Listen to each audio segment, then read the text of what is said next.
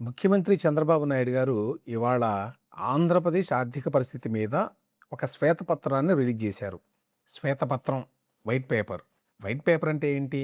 ఒక అధికారిక పత్రం. ఇది విషయం అని చెప్పి అధికారికంగా వివరించేటువంటి పత్రాన్ని శ్వేతపత్రం అంటారు. సో రాష్ట్ర ఆర్థిక పరిస్థితి మీద చంద్రబాబు నాయుడు గారు ఈ శ్వేతపత్రాన్ని ఇవాళ ప్రకటించారు. ఇట్లాంటివి చాలా ప్రకటించారు ఈ మధ్యకాలంలో. వాటికి పెద్దగా ప్రాచుర్యం కూడా రాలా, ఎవరూ పెద్దగా పట్టించుకోవాలా. కానీ ఇవాళ స్వయంగా చంద్రబాబు నాయుడు గారే ప్రజెంట్ చేశారు దీన్ని. ఇంతకుముందేమో ఆయా శాఖల మంత్రులు చేసినట్టున్నారు. ఎందుకంటే financial position of the state అనేది చాలా ఇంపార్టెంట్ కదా. ఇందులో చాలా విషయాలు మాట్లాడాడు చంద్రబాబు నాయుడు గారు. వాటన్నిటినీ గురించి ప్రస్తావించడం సాధ్యం కాదు. ఒకే ఒక టాపిక్ తీసుకుంటున్నాను ఇప్పుడు. అదేమిటంటే జీతాలు, ఉద్యోగుల జీతాలు. ఆయన ఒక మాట ఏమన్నాడంటే ఇవాళ ఈ ప్రజెంటేషన్ సందర్భంగా, రాష్ట్రానికి వచ్చేటువంటి ఆదాయంలో 96% జీతాలకి పెన్షన్లకే పోతోంది. దాన్ని బట్టి అర్థం చేసుకోండి రాష్ట్ర ఆర్థిక పరిస్థితి ఎట్లా ఉంది, ఆర్థికంగా రాష్ట్రం ఎటువైపు ప్రయాణిస్తోంది, రాష్ట్రానికి వచ్చేటువంటి ఈ పన్నులన్నీ, అంటే జనం మీద వేసి ముక్కు పిండి వసూలు చేసేటువంటి పన్నులన్నీ ఇటువైపు వెళుతున్నాయి. ఇందులో ఉన్న విశేషం ఏంటంటే ఆయన ఒక ప్రజెంటేషన్ చేశారు కదా, ఆ ప్రజెంటేషన్లో దీనికి కూడా సంబంధించి ఒక స్లైడ్ని ప్రదర్శించారు. ఇప్పుడు మీరు ఆ స్లైడ్ని స్క్రీన్ మీద చూడొచ్చు. ఇది ఆ స్లైడ్. సో దీని మీద ఏమనుందంటే headline, high HR expenditure has increased or fiscal burden అని ఉంది. అంటే చాలా భారీగా ఉన్నటువంటి హెచ్ఆర్ ఎక్స్పెండిచర్ మూలంగా, ఖర్చు మూలంగా మన ఆర్థిక పరిస్థితి మీద భారం ఎక్కువైంది అని. ఏమిటి హెచ్ఆర్ ఎక్స్పెండిచర్ అంటే? Human resources expenditure. Human resources అంటే ఏంటి? ప్రభుత్వానికి ఉద్యోగులకు ఇచ్చేటువంటి జీతభత్యాలు, పెన్షన్లు, వాళ్ళ మీద ఉండేటువంటి ఇతర ఖర్చులు. ఉదాహరణకి ఈ మధ్య నేను ఏపీ గవర్నమెంట్ జియోలను అప్పుడప్పుడు చూస్తుంటాం కదా, ఆ వెబ్సైట్కి వెళ్ళి, అందులో ఒక ఐఏఎస్ ఆఫీసర్ గారి తల్లి గారికో తండ్రి గారికో ఆపరేషన్ అయింది, దానికి మెడికల్ రియంబర్స్మెంట్ శాంక్షన్ చేశాము అని ఉంది ఒక జియోలో. ఎంత అంటే 10 లక్షల రూపాయలు. ఒక ఐఏఎస్ అధికారికి సంబంధించిన ఫ్యామిలీకి సంబంధించిన ఖర్చు అది. ఐఏఎస్ ఆఫీసర్కి సంబంధించింది కూడా కాదు, నేరుగా ఆ అధికారి తండ్రికో తల్లికో జరిగిందనమాట. అదేవిధంగా చాలామంది అధికారులకి వాళ్ళ స్థాయిని బట్టి శాంక్షన్ చేస్తూ ఉంటారు. 80,000, 1,00,000 చాలా కనిపిస్తుంటాయి అందులో, జీవోలు ఇస్తారు. అవన్నీ కూడా హెచ్ఆర్ ఎక్స్పెండిచర్ కిందకు వస్తాయి. జీతాలు, భత్యాలు, పెన్షన్లు, ఇట్లాంటి ఖర్చులన్నీ, మెడికల్ రియంబర్స్మెంట్లు, ఏవో ఉంటాయి కదా ఇంకా ఉద్యోగుల మీద ఖర్చు పెట్టేవి, అవన్నీ కూడా దీని కిందకు వస్తాయి. ఉద్దేశపూర్వకంగా హెచ్ఆర్ ఎక్స్పెండిచర్ అని చెప్పి రాశారనుకుంటున్నాను ఇందులో. నేరుగా ఉద్యోగస్తుల మీద ఖర్చు అంటే ఉద్యోగుల కోపం వస్తుంది మళ్ళీ. అసలే చంద్రబాబు నాయుడు గారికి భయం. ఎందుకంటే 1995, 2004 మధ్యకాలంలో ఉద్యోగుల మీద ఆయన చాలా తీవ్రమైన ఒత్తిడి తీసుకొచ్చేవాడు. రకరకాలుగా పని చేయించడం కానివ్వండి, కొత్తగా కంప్యూటర్లన్నీ పట్టుకొచ్చి వీటిని నేర్చుకోవాలి అని చెప్పి అనడం కానివ్వండి, ఇట్లా చేయాలి పని అని చెప్పడం కానివ్వండి, తర్వాత లేటుగా రావటం, ఇట్లాంటి వాటిని ప్రివెంట్ చేయడం కోసం అని చెప్పి కొత్త కొత్త టెక్నాలజికల్ మెథడ్స్ని ప్రవేశపెట్టడం కానివ్వండి. ఫర్ ఎగ్జాంపుల్ బయోమెట్రిక్ హాజరు అని చెప్పి అంటారు కదా, దాన్ని ఉదాహరణకి టీచర్లు లేక ఇతర ఉద్యోగులు తీవ్రంగా వ్యతిరేకిస్తూ ఉంటారు ఎప్పుడు. ఎందుకంటే వచ్చేటప్పుడు వెళ్ళేటప్పుడు బయోమెట్రిక్ అంటే వేలి ముద్ర వేయాలి, అంటే ఫిజికల్గా ఉండాలి అక్కడ. ఇదంతా కూడా చాలా అవమానకరం లేక చాలా ఇబ్బందికరం అని చెప్పి వ్యతిరేకిస్తూ ఉంటారు. అటువంటివన్నీ కూడా ఈయన చంద్రబాబు నాయుడు గారు టేకప్ చేయడం వల్ల అప్పట్లో, అంటే 1995, 2004 మధ్యకాలంలో ఆయన మీద తీవ్రమైన వ్యతిరేకత ఉండేది. దీనికి తోడు రిజిస్టర్ ఆఫీసుల్లో వాటన్నిటినీ కూడా డిజిటైజ్ చేయడం. ఎందుకు అంటే కరప్షన్ తగ్గించడం కోసం. మరి కరప్షన్ కూడా పెద్ద ఎత్తున తగ్గిస్తే ఇబ్బంది పడేవాళ్ళు చాలామంది ఉంటారు కదా. ఈ కారణాలన్నిటి చేత ఉద్యోగులకు ఏమాత్రం పడేది కాదు చంద్రబాబు నాయుడు గారు అంటే. 2004లో ఆయన ఓటమికి దారితీసినటువంటి అనేక కారణాల్లో ఉద్యోగుల వ్యతిరేకత కూడా ఒకటి అనే విషయం ఉద్యోగులకి తెలుసు, ఆయనకి తెలుసు, పరిశీలకులకి తెలుసు. ఆ తర్వాత అప్పటి నుంచి కూడా చంద్రబాబు నాయుడు గారు జనరల్గా చాలా జాగ్రత్తగా వ్యవహరిస్తాడు. ఉద్యోగులతోటి. 2014లో వచ్చిన తర్వాత ఆయన వైఖరిలో చాలా మార్పు వచ్చింది. అదే కంటిన్యూ అవుతుంది ఇప్పుడు కూడా. ఈ నేపథ్యంలోనే బహుశా నేను అనుకుంటున్నాను గవర్నమెంట్ ఎంప్లాయీస్ మీద ఖర్చు అని చెప్పి రాయకుండా హెచ్ఆర్ ఎక్స్పెండిచర్ అని చెప్పి రాశారు. సో నేరుగా వెంటనే అర్థం కాకుండా ఉండటానికి అనుకోవాలి. ఇక అది పక్కన పెడితే యాక్చువల్గా ఆదాయం రూ. 100 ఇస్తే రూ. 96 ఈ జీతాలకి, బత్యాలకి, పెన్షన్లకి అయిపోవడం ఏంటి? మరి జనం కోసం ఏం మిగులుతుంది? పన్నులు కట్టేది ఎవరు? జనం కదా. పన్నులు బాదుతారు కదా. పన్నుల బాదుడు అని చెప్పి రాస్తుంటాం కదా ఇప్పుడు. ఈ బాదుడంతా ఎందుకోసం అంటే ఉద్యోగస్తుల జీతాల కోసం, అపార్ట్ ఫ్రమ్ అదర్ థింగ్స్. అంటే కనీసం 96% వాళ్ళ మీదే ఖర్చు అవుతోంది. ఇంకా వేరే ఎక్కడి నుంచి వస్తాయి ఏమిటనే తర్వాత చెప్తాను. ఆ వచ్చిన వాటిని సద్వినియోగం చేస్తారా అంటే అది కూడా లేదు. అందులో రాజకీయ నాయకులు తినేది, మిగతా వాళ్ళు తినేది చాలా ఉంటుంది అనుకోండి. కానీ ఇక్కడ మాట్లాడుతున్నది మాత్రం ఉద్యోగస్తుల గురించి. అంటే గవర్నమెంట్ ఎంప్లాయీస్ మీద ఖర్చు 96% అనే దాని గురించి. మీరు స్క్రీన్ మీద ఉన్నటువంటి ఇమేజ్ని చూస్తే ఏమనుందో చూడండి. ఈ ఇమేజ్ని, ఈ స్లైడ్ని చూపించి చంద్రబాబు నాయుడు గారు ఏం చెప్పదలుచుకున్నారంటే, ఒకటి, ఈ ఎక్స్పెండిచర్ చాలా ఎక్కువ ఉన్నది, భారం ఉన్నది రాష్ట్రం మీద అని చెప్పడం ఒక ఉద్దేశం అయితే, రెండవ ఉద్దేశం ఏంటంటే, ఇదిగో జగన్మోహన్ రెడ్డి గారి కాలంలో చాలా భారీ ఎత్తున పెరిగిపోయింది, ఆ తర్వాత కష్టపడి ఆదాయాన్ని పెంచి ఈ భారాన్ని మేము తగ్గిస్తున్నాము అని చెప్పడం ఆయన ఉద్దేశం. కానీ ఓవరాల్గా చూస్తే పెద్దగా తేడా ఏమీ లేదు ఆయన కాలంలో ఈయన కాలంలో. ఓవరాల్గా ఏంటంటే ఉద్యోగస్తులకు ఇవ్వాల్సినటువంటి జీతభత్యాలు, పెన్షన్ల కారణంగా చాలా భారం పడుతోంది రాష్ట్ర ఖజానా మీద అనేది. ఇక్కడ లెక్కలు చూద్దాం. ఈ లెక్కల ప్రకారం మీరు స్క్రీన్ మీద చూస్తే 2014-15లో అంటే విభజన తర్వాత మొదటి సంవత్సరంలో 66% ఉన్నది ఈ ఖర్చు. అంటే స్టేట్ ఓన్ రెవెన్యూ రూ. 100 ఉంటే రూ. 66 ఓన్లీ జీతభత్యాలకి, పెన్షన్లకి వెళ్ళిపోయేది. స్టేట్ ఓన్ రెవెన్యూ అంటే ఏమిటి అంటే, స్టేటు తను ట్యాక్సులు వేసి సంపాదించే డబ్బు అది. రాష్ట్ర ప్రభుత్వానికి 2-3 రకాలుగా ఆదాయం వస్తుంది. అందులో ప్రధానమైంది ఓన్ ట్యాక్స్ రెవెన్యూసే. అంటే తాను ట్యాక్స్లు వేసి ప్రజల మీద వసూలు చేసేటువంటి డబ్బు. ఇది జనరల్గా 50-55% మధ్యలో ఉంటుంది ఆంధ్రప్రదేశ్కి. బహుశా 53% అనుకుంటాను ఖచ్చితంగా చెప్పాలంటే. ఒక 30% అట్లా రాష్ట్ర వాటా కేంద్ర పన్నుల్లో ఉంటుంది. అంటే కేంద్ర ప్రభుత్వం కూడా బోల్డన్ని ట్యాక్సులు వసూలు చేస్తుంది కదా రాష్ట్రం నుంచి. అందులో కొంత వెనక్కి తిరిగిస్తుంది. ఆ తిరిగిచ్చేది అరౌండ్ 30% ఉంటుందన్నమాట రాష్ట్ర ఈ బడ్జెట్లో. అది కాకుండా నాన్ ట్యాక్స్ రెవెన్యూ అని కొంత అట్లా ఉంటాయి మిగతావి. సో ఓవరాల్గా ఏమిటంటే ఓన్ ట్యాక్స్ రెవెన్యూ అంటే 53% ఆ మొత్తం రెవెన్యూలో వచ్చేది. అంటే అదే సింహభాగం. 53%లో వచ్చేటువంటి డబ్బులో 66% ఉద్యోగుల జీతాలకి, భత్యాలకి ఖర్చు అవుతుంది. ఖర్చు అయింది ఎప్పుడు? 2014-15 కాలంలో. యాక్చువల్గా ఎంత ఖర్చు అని కూడా ఇచ్చారు.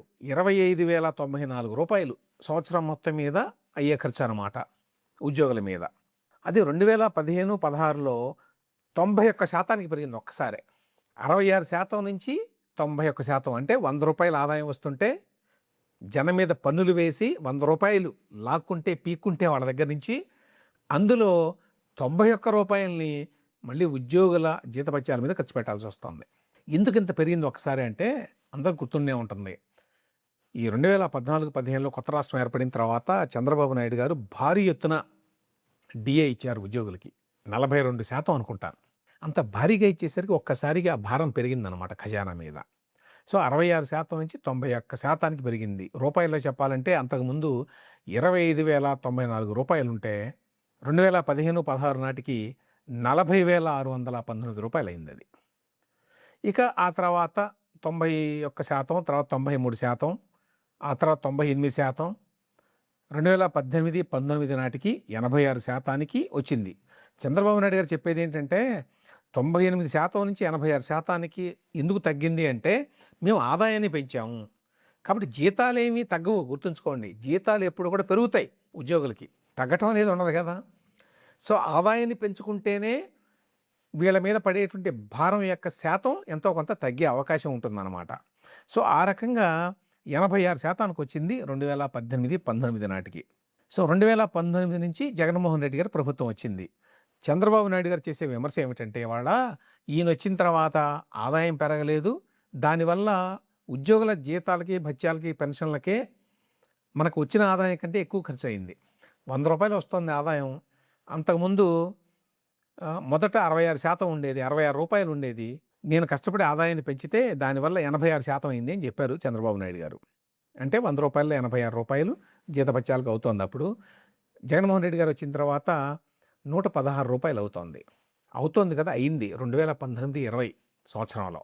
ఎందుకు 116% అయిందంటే చంద్రబాబు నాయుడు గారు చెప్పేది ఏంటంటే ఇవాళ ఆదాయం పెరగలేదు, ఉద్యోగుల జీతాలు అయితే పెరుగుతుంటాయి కదా, వాళ్ళకి ఇంక్రిమెంట్లని, డిఏలని ఏదో ఒకటి ఉంటాయి కదా, ఆ రకంగా వచ్చే ఆదాయానికంటే 116% అంటే 16% ఎక్కువైంది ఇంకా ఖర్చు. 100 రూపాయలు వచ్చింది ఈ ట్యాక్స్ల మీద, కానీ 116 రూపాయలు ఉద్యోగుల జీతభత్యాల మీద, పెన్షన్ల మీద ఖర్చు పెట్టాల్సి వచ్చింది. అది అలా పెరుగుతూ వచ్చింది. నెక్స్ట్ ఇయర్ ఏమో 123% పెరిగింది. ఆ నెక్స్ట్ ఇయర్ మళ్ళీ తగ్గింది 102%. ఆ తర్వాత మళ్ళీ 109% వెళ్ళింది. 23-24 నాటికి 99% దగ్గర ఉన్నది. అంటే 100 రూపాయలు వస్తే 99 రూపాయలు ప్రభుత్వంలో ఉన్నటువంటి ఉద్యోగుల జీతాలకి, భత్యాలకి, పెన్షన్లకి ఖర్చు పెట్టాల్సి వస్తుంది. ఆ తర్వాత కూటమి ప్రభుత్వం వచ్చింది. వాళ్ళు వచ్చిన తర్వాత 2024-25లో మొదటి సంవత్సరం 98% ఉంది. ఆ తర్వాత లేటెస్ట్గా అంటే 25-26 సంవత్సరంలో 95% ఉంది. కాబట్టి మళ్ళీ కష్టపడి మేము తగ్గించాము అని చెప్తున్నారు. తగ్గించడం కాదు, ఆదాయాన్ని పెంచాము అని చెప్తున్నారు. సరే, ఆదాయాన్ని పెంచారా పెంచలేదా అనే విషయాన్ని పక్కన పెడితే అసలు వచ్చేటువంటి ఆదాయంలో దాదాపుగా 100% ఉద్యోగుల జీతభత్యాలకే ఖర్చు అయితే అసలు ప్రజలకు ప్రభుత్వాలు ఎందుకు, ఇంతమంది ఉద్యోగులు ఎందుకు, కష్టపడి సంపాదించి ట్యాక్స్లు కట్టడం ఎందుకు ప్రభుత్వానికి? ఇప్పుడు చూస్తుంటే ట్యాక్స్లు ఎందుకు కడుతున్నారు ప్రజలు అంటే ఓన్లీ ఉద్యోగుల జీతాల కోసం, వాళ్ళ భత్యాల కోసం, వాళ్ళ పెన్షన్ల కోసం. ఈ మాట అంటే చాలామంది ఉద్యోగుల కోపం రావచ్చు. ఈవెన్ ఉద్యోగులు కూడా ప్రజలే కదా, వాళ్ళు ట్యాక్స్లు కడతారు కదా. వాళ్ళైనా ఎవరైనా కూడా మనం ట్యాక్స్లు కట్టేది ఎందుకంటే ఉద్యోగులు కావాలి. ఉద్యోగులు ఎందుకు కావాలి అంటే ప్రభుత్వాన్ని నడిపించడానికి. ప్రభుత్వాన్ని నడిపించడం అంటే ఏంటి? ప్రభుత్వాన్ని నడిపించడం అంటే ఆ రాష్ట్రాన్ని నడిపించటం. రాష్ట్రాన్ని నడిపించడం అంటే రాష్ట్రంలో ప్రజల అభివృద్ధి కోసం చేసేటువంటి ఒక ప్రయత్నం, ప్రక్రియ అది. అంతేగాని ప్రభుత్వాన్ని దానికోసం మనం నడిపించాం. ప్రభుత్వం ఎందుకు అసలు? ఎందుకంటే ప్రజలు ఎవరికి వాళ్ళే అన్ని సౌకర్యాలు కల్పించుకోలేరు కాబట్టి రోడ్లు, వంతెనలు, ప్రాజెక్టులు ప్రజలు కట్టుకోలేరు విడివిడిగా, వ్యక్తులుగా, సమూహంగా చేయగలరు. అది ఆ సమూహాన్ని నడిపించడానికి ఉండేటువంటి యంత్రాంగమే ప్రభుత్వం. దానిని సాకారం చేయడానికి ఉండేటువంటి వ్యక్తులే ఉద్యోగులు. ఇది కదా స్ట్రక్చరు. మనం ఉద్యోగులను పెట్టుకున్నది ఒక కంపోనెంట్గా ఈ మొత్తం వ్యవహారంలో. అంతేగాని ఉద్యోగుల కోసమే ఖర్చు పెడుతున్నామంటే అది ప్రభుత్వ అసమర్థత. దాన్ని ఉద్యోగులని బ్లేమ్ చేయడం నేనేమి. ఈ రకమైన పరిస్థితి ఎందుకు వచ్చింది? ప్రజల దగ్గర ముక్కుపిండి వసూలు చేసిన ట్యాక్సులన్నీ కూడా ఉద్యోగుల జీతభత్యాలకి, పెన్షన్లకి ఖర్చు పెట్టడం ఏంటి? ఏ కంపెనీలో కూడా, ఈవెన్ ఒక ఐటీ కంపెనీ తీసుకోండి, వాళ్ళకి ప్రధానమైన ఖర్చు జీతభత్యాలే. ఎందుకంటే వాళ్ళకి వేరే రకమైన పెట్టుబడి ఏమున్నది కదా, ఆ కంప్యూటర్లు కొంటారు, అవి పెద్ద ఖర్చు కావు. ఇక వాళ్ళ ఖర్చు ఏమిటంటే మనుషులను తీసుకుని వాళ్ళ చేత పని చేయించడం ఆ సాఫ్ట్వేర్ మీద. ప్రతి కంపెనీకి ఒక లెక్క ఉంటుంది, మ్యానుఫ్యాక్చరింగ్ అయినా సాఫ్ట్వేర్ అయినా కూడా. మనం 100 రూపాయలు ఖర్చు పెడుతుంటే 100 రూపాయల్లో ఉద్యోగుల జీతభత్యాలు ఎంత, ఇతర ఖర్చులు ఎంత, మనకి మిగిలేది ఎంత అని కదా. మరి ప్రభుత్వం యొక్క ప్రధాన కర్తవ్యం ఏంటి? ప్రజలకు సౌకర్యాలు కల్పించడం, విద్య, వైద్య సౌకర్యాలు కల్పించడం, మౌలిక సదుపాయాలు కల్పించడం. ఇవన్నీ చాలా పెద్ద పనులు కదా. వీటికి ఎంత ఖర్చు పెడుతున్నాం అనేది ఒక లెక్క ఉండాలి కదా. 100 రూపాయలు జనం దగ్గర నుంచి పన్నుగా వసూలు చేస్తుంటే అందులో కనీసం 40% ఖర్చు పెట్టొద్దా? క్యాపిటల్ ఎక్స్పెండిచర్ అంటారు కదా, పెట్టుబడి పెట్టొద్దా భవిష్యత్తు కోసం? మొత్తం వచ్చిందంతా ఖర్చు అయిపోతుంటే రెవెన్యూ ఎక్స్పెండిచర్ అంటారు దీన్ని. అంటే వచ్చిన డబ్బు అంతా రోజువారీ ఖర్చులకు అయిపోతుంది, ఏమీ మిగలదవు, దేనికి అసలైన వాటికి మిగలదవు. ఇంట్లోనైనా కూడా రోజువారీ ఖర్చులు ఉంటాయి, అవి కాకుండా నెలకి బిల్లులు వస్తాయి, అవి కట్టాలి కదా. లేకపోతే ఏ కరెంటు ఏదో మరొకటో చెడిపోతుంది, ఏ మోటారో చెడిపోతుంది, దానికోసం కొంత డబ్బు ఉండాలి కదా. ఆ విధంగా డబ్బు లేదు ప్రభుత్వం దగ్గర. చాలామందికి ఆశ్చర్యంగా ఉంటుంది, మరి మొత్తం జీతాలకే వెళ్ళిపోతే ప్రభుత్వం మరి ఎట్లా నడిపిస్తుంది మొత్తం రాష్ట్రాన్ని అంటే? ఒకటేమో నిజానికి ఏమో నడిపించడం వల్ల వాళ్ళేవో కొన్ని ఖర్చులు చేస్తారు, మిగతా ఎక్కడైతే ఖర్చు పెట్టాలో అక్కడ ఖర్చు జరగడం లేదు ఇప్పుడు.